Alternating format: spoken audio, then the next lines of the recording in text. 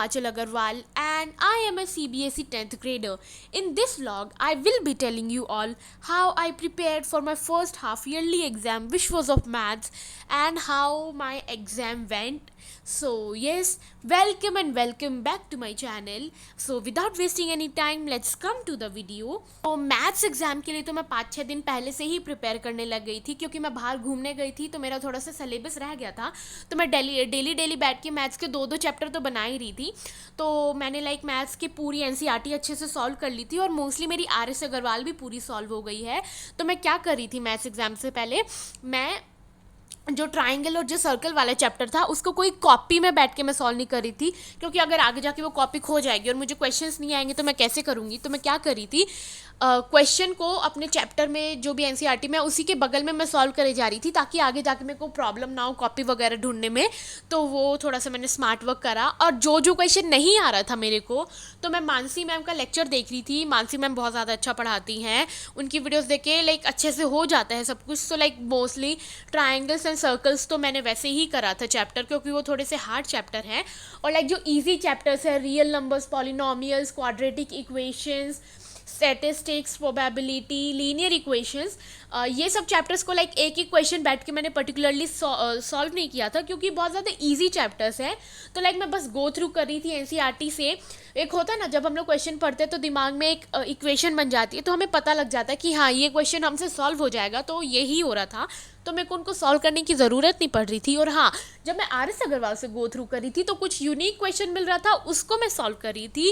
And chapters like trigonometry, circles, triangles, volume surface area, height and distance, area related to circles, coordinate geometry, इन सब के मैं question solve किए थे मैंने पर्टिकुलरली आर.एस. अग्रवाल से भी एंड एनसीईआरटी से भी। तो आर.एस. अग्रवाल में तो एक एक्सरसाइज में 60 क्वेश्चंस हैं। तो सेम क्वेश्चंस जो थे उनको मैंने 2 बना लिया, और बाकी सारे बस ऐसे ही पढ़ के मैंने गो थ्रू किए थे। तो ऐसे करके मेरा पूरा सिलेबस कंप्लीट हो गया था। और अब मेरा क्या प्लस पॉइंट रहेगा, क्योंकि मेरी अभी हाफ ईयरली में पूरी मैथ्स का सिलेबस आया था मेरा। तो अब मेरे सारे हाफ ईयरली जब ख़त्म हो जाएंगे, तो मैं सोच रही हूँ 1 वीक तक बैठ के, ऐसे कुछ स्कूल में पढ़ाई तो स्टार्ट होगी नहीं, तो अपना जितना भी मेरा रिटर्न वर्क बचा है उसको कंप्लीट करूँगी। और पोर्टफोलियो एंड तक का मैं पोर्टफोलियो बना दूँगी, ताकि मेरे को डेली पढ़ाई के बीच में डिस्टर्बेंस ना रहे।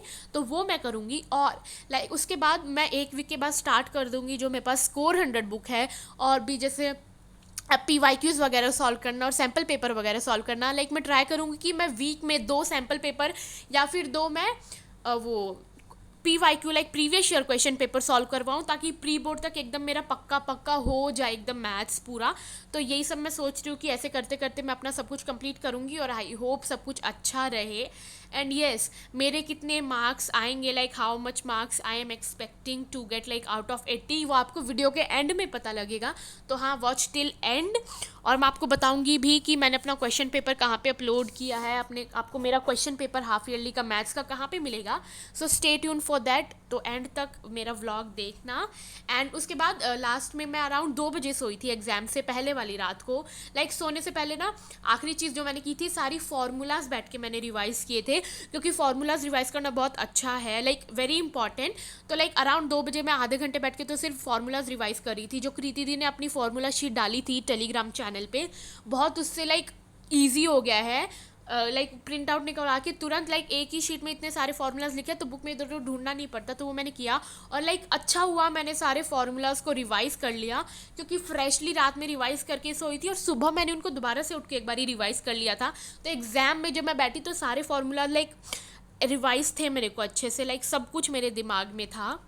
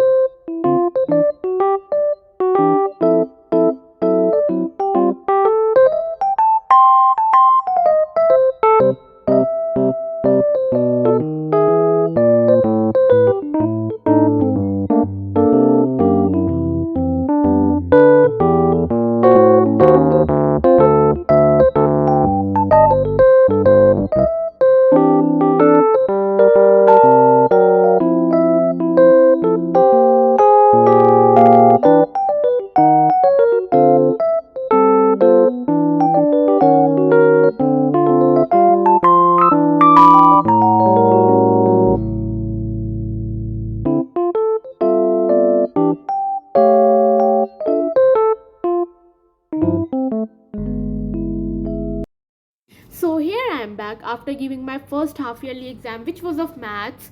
So let me tell you all how much I am expecting out of 80 and how my paper went. The questions level, like easy to easy, medium or moderate.